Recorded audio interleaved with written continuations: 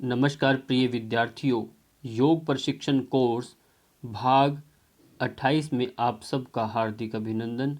गुप्तासन के बारे में आज हम जानेंगे।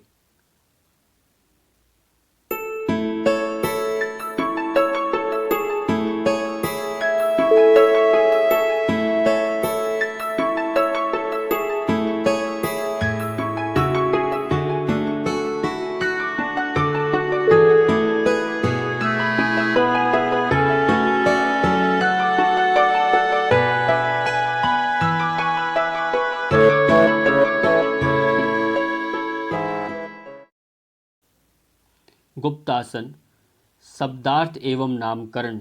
गुप्त का अर्थ छिपा कर रखने वाला, रहस्य। इसमें पैरों को जांघों के नीचे रखा जाता है। पंजों, एड़ियों और पिंडलियों को जांघ के नीचे छुपा कर रखने का प्रयत्न किया जाता है, अतः इसे गुप्तासन कहते हैं।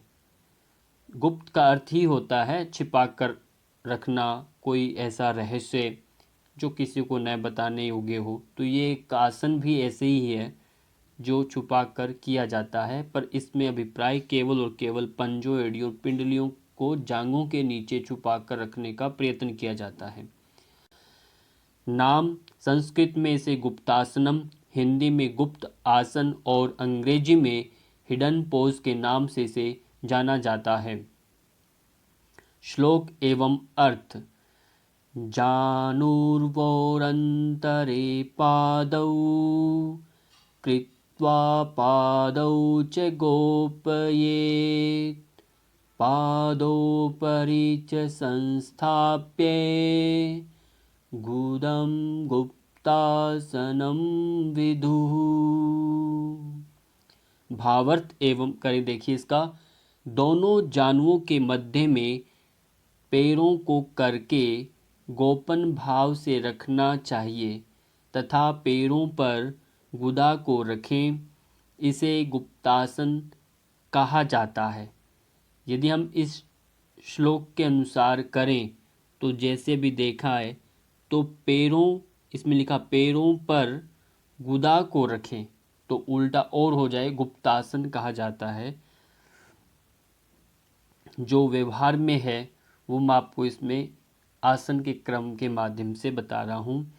सर्वप्रथम दंडासन में बैठ जाएं, फिर वाम पांव की एड़ी को सीवनी नाड़ी, गुदा और वृषण के मध्य का जो भाग है पर लगाकर दबाएं। दाएं पांव की अंगुलियों को बाएं पैर की जांघों एवं पिंडलियों के नीचे फंसाएं। फंसाने के बाद क्या कर्म करना है? अंतिम अवस्था में दोनों हाथों को ज्ञान मुद्रा में रखें। जब ये सब काम कर लेंगे तो अंतिम स्थिति में दोनों हाथों को ज्ञान मुद्रा में रखें। श्वास प्रश्वास आपका सामान्य रहेगा। काल अवधि जो रहेगी वह यथा सामर्थ्य अनुसार बैठ सकते हैं। आप जितना समय इसमें बैठ पाते हैं तो बैठ सकते हैं। और अब हम बात करेंगे आसन के चित्र की। आसन का चित्र देखने में आपको इस तरह से प्रतीत होगा जैसे कोई स्वस्तिक आसन है, सामान्य कोई बैठा है, पर इसमें इतना ही है, दोनों पाँव के जो तलवे हैं, पंजे हैं, वो आपकी पिंडलियों के बीच में दबे रहेंगे। फंसा करके रखना है, छुपा कर रखना है। और प्रभाव इनका है, शारीरिक रूप से प्रभाव, ये पाँव की मांसपेशियों को सुदृढ़ एवं लचीला बनाता है। नेत्र ज्योति और मुखमंडल की आभा को ये बढ़ाने वाला है। स्वपन दोष को ये समाप्त कर ब्रह्मचर्य की शक्ति को बढ़ाता है। और मेरुदंड सुदृढ़ बनता है और साथ में समस्त नाड़ियों का शोधन होता है इसके अभ्यास से। मूत्र दोष, धातु दोष और वृक्क संबंधी विकारों को समाप्त करने में ये सहायक है। ध्यान देना, ये जब अभ्यास करते हैं तो आपके मूत्र से संबंधित कोई भी रोग है, चाहे मूत्र में पेशाब की नल की जो है उसमें रुकावट आ रही है, या मूत्र के अंदर कोई और धातु का पतन हो रहा है या फिर पेशाब में जलन हो रही है आते वक्त, धातु दोष और वृक्क संबंधी किडनी का कोई भी दोष क्यों ना हो, उसमें ये आसन बहुत ही लाभकारी है। मानसिक स्तर पर इसका जो प्रभाव देखने को मिलता है, ये उत्तेजना को शांत कर चित्त को एकाग्र करता है। हमारे शरीर में जो उत्तेजनाएं उठती हैं मन के बिगड़ने से, वो सब भी इससे ठीक होती हैं। आध्यात्मिक स्तर पर बात करें तो अपान वायु को ऊर्ध्वमुखी बनाकर सुषुम्ना नाड़ी को जागृत करता है। इस आसन की सिद्धि से ध्यान सिद्ध होता है। अपान वायु आपको ध्यान रखना है, अपान वायु हमारी नीचे नाभि से नीचे का जो एरिया है उसमें अपान वायु रहती है, और अपान वायु ज़्यादा जब प्रभावित होती है तब हमारा क्षय होता है, हमारी शक्ति का ह्रास होता है, और अपान मृत्यु का प्रतीक है, प्राण जीवन का प्रतीक है। इसलिए अपान जो वायु है ये मृत्यु का माना जाता है। तो इसको ऊर्ध्वरोहण करने से आपकी जीवनी शक्ति बढ़ती है, आपके अंदर चित्त और आदि जो रोग होते हैं वो समाप्त होने लगते हैं। इसलिए कहा ऊर्ध्वगामी बनाकर सुषुम्ना नाड़ी को जागृत करता है। इस आसन की सिद्धि से ध्यान सिद्ध अपने आप होने लगता है। और आगे है मांसपेशियों पर इसका क्या प्रभाव है वो आप देखेंगे। मांसपेशियां सीधे सीधे हैं और इसमें मांसपेशियों पर प्रभाव आप देख ही रहे हैं। जहाँ जहाँ ये मांसपेशियां दिखाई दे रही हैं उन स्थानों पर इस आसन का प्रभाव रहता है। आपकी पिंडलियों में, घुटनों में, बीच में छाती, आपकी मूलतः विशेष रूप से आपकी रीढ़ की हड्डी पर प्रभाव छोड़ता है, और साथ ही साथ आपका पेल्विक रीजन का जो स्थान है वहाँ पर ही प्रभाव छोड़ता है। और चक्रों पर प्रभाव जो इसका रहता है, मूलाधार से सहस्रार चक्र तक समस्त चक्र प्रभावित होते हैं इससे। मूलाधार से सहस्रार चक्र तक सभी चक्र शरीर में प्रभावित होते हैं। अब मूलाधार सबसे नीचे जिसे रूट चक्र कहते हैं, फिर उसके बाद स्वादिष्ठान चक्र है, मणिपुर चक्र है, हार्ट चक्र है, हृदय आपका अनाहत चक्र है, थ्रोट चक्र को बोलते हैं विशुद्ध चक्र है, फिर आपका थर्ड आई चक्र मतलब आज्ञा चक्र, एक क्रॉन चक्र यानी आपका सहस्रार चक्र तक, ये पूरा का पूरा इस आसन के माध्यम से ये सब चक्र प्रभावित होते हैं। और ग्रंथियों पर प्रभाव की देखें तो आपका प्रजनन स्थान है वो इससे प्रभावित होता है। पौरुष ग्रंथियां हैं, अधिवृक्क ग्रंथियां हैं, ये तीनों ग्रंथियां इससे प्रभावित होती हैं। और इनका आपको ध्यान रखना, इनसे संबंधित कोई रोग जब होते हैं तो आपको इन आसनों के लिए ही व्यक्ति को प्रेरित करना है कि आप इस आसन में बैठें, जिससे ये समस्याएं दूर हो सके। आसन से पूर्व करने योग्य जो अभ्यास हैं वो आप देखेंगे। एक पाद तितली आसन ये होता है, यानी एक पाँव सीधा रखते हम, दूसरे पाँव को आप उस पाँव की थाइस पर रख करके एक पाँव को हम हिलाते हैं, तो हाफ जो बटरफ्लाई जिसे हम कहते हैं वह है। और तितली आसन में तो पूरा हम दोनों पाँव को मिला करके एक साथ करते हैं। सुखासन आप जानते हैं, आराम पूर्वकता से बैठना। इस तरह से इन तीनों आसनों में आप पहले करना इन तीनों आसनों को इस आसन करने से पहले, जिससे आपके घुटने, आपका पेल्विक रीजन, इनमें कहीं अकड़न न रहे। आसन के पश्चात करने योग्य जो अभ्यास हैं उसमें शिथिल दंडासन एक है।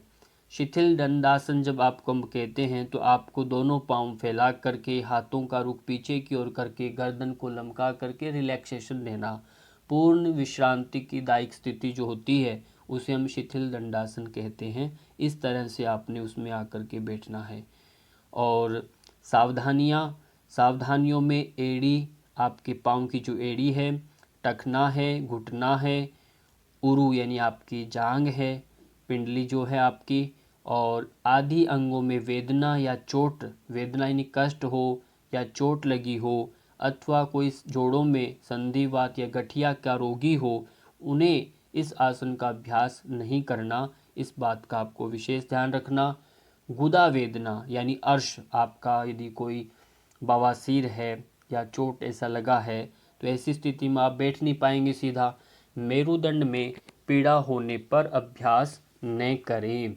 कमर दर्द है तो ये अभ्यास नहीं कर सकते तो आराम कर सकते हैं, तो सीधा लेट सकते हैं, या आप मकरासन में अभ्यास ज़्यादा करेंगे तो मेरुदंड ठीक होगा।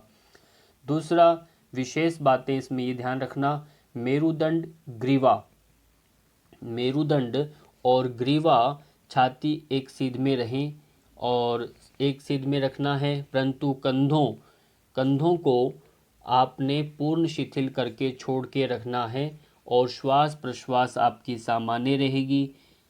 इस बात का आपको ध्यान रखना, श्वास पर एकाग्रता बनी रहेगी। इस तरह से आपके कुछ विशेष जो बातें थी वो पूर्ण हुई। अब हम आगे इसका वीडियो हम देखेंगे। अभी हम देखेंगे गुप्तासन का वीडियो। दोनों पाँव को इस तरह से बिठाइए, सबसे पहले जैसे हम अलाथी पलाथी लगाते हैं, चौकड़ी लगाते हैं, इस तरह से आप आकर के बैठ जाएं। आपने चौकड़ी लगा ली यानी सुखासन में जैसे हम बैठते हैं वैसे बैठ गए। उसके बाद क्या करना, आपने जो पाँव नीचे है यानी दायां पाँव जो नीचे है उसी के पंजे को पकड़ करके, पंजे को पकड़ करके बाएं पाँव के पंजों अपने पिंडलियों के बीच में से निकालना और दूसरा पाँव पहले से ही आपका दाएं पाँव की पिंडलियों के बीच में फंसा हुआ है। इस तरह से आपने ये बैठ जाना है। जैसे हम स्वस्तिक आसन करते हैं उसी की तरह ही है ये गुप्तासन। इसमें भी अपने दोनों पाँव के तलवों को, पंजों को, एड़ियों को छुपा करके अपने पिंडलियों के बीच में रखा जाता है। ध्यान दिया। और ध्यानात्मक आसन है ये, ध्यान से बैठना होता है, ध्यान करना होता है। और जिस क्रम से गए वैसे ही हमने एक एक करके पाँव को विश्राम देना है। एक एक करके पाँव को फैला दें। फैलाने के बाद शिथिल दंडासन की मुद्रा में आकर के आप बैठ जाएं। गर्दन कमर पीछे, ढीला हल्का विश्राम, शिथिल करके रखें अपने आप को। गुप्तासन से संबंधित कुछ विशेष बातें ध्यान दीजिए। सर्वप्रथम हम इसके अंदर भी सीधे पाँव करके सामान्य स्थिति में बैठ जाते हैं। सामान्य स्थिति यानी सामान्य दंडासन में स्वस्तिकासन और गुप्तासन में विशेष अंतर नहीं है।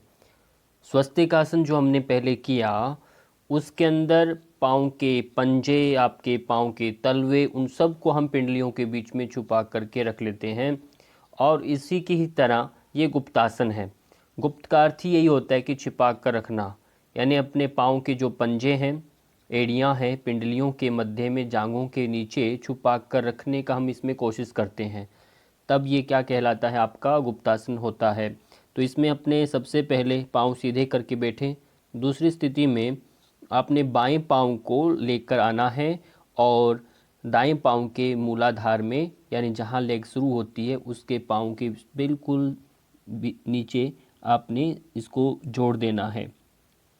जोड़ने के बाद दूसरा पाँव आपका भी सीधा है। दूसरा घुटने पर ध्यान दीजिए, कमर मुड़ने न दें, कमर सीधी रखिए। और उसके बाद दूसरे पाँव को भी लेकर आना और ला करके क्या करना, पाँव की जो पिंडली है इसके बीच में इसको रखना और ये पाँव जो है इस पाँव को अपने हाथों से पंजे को खींच करके ऊपर लेके आ जाना है ताकि दोनों पाँव के जो पंजे हैं और कोशिश करें तो पाँव का जो तलवा है ये भी अंदर पिंडलियों के बीच में चला जाए। तो ऐसी स्थिति में हमारा जो आसन बन जाता है वह गुप्तासन होता है। और ऐसे ही आपको फिर जब छोड़ते वक्त वापस जब आते हैं तो वापस आना है, एक एक करके क्रम से छोड़ देना है। और ये आसन आपका ध्यानात्मक आसन है, सिद्धि देने वाला आसन है और करते समय जल्दबाजी इसमें नहीं करना। लंबे समय तक आप बैठ सकते हैं, अपने इंद्रियों को ये संयमित करता है। तो करने का क्रम आपको ध्यान रखना और कैसे करना है ये आपको मैंने अभी बता ही दिया। विशेष बातें इसमें यही होता है कि पाँव के आपके पंजों को और एड़ियों को और पिंडलियों के बीच में, जांघों के बीच में इसमें ला करके फंसा के रखना। बाकी वही आसन है, नाम से भेद से समझिए, अधिक परिवर्तन इसमें नहीं है। इसी के साथ आप सबका बहुत बहुत धन्यवाद। Thank you so much.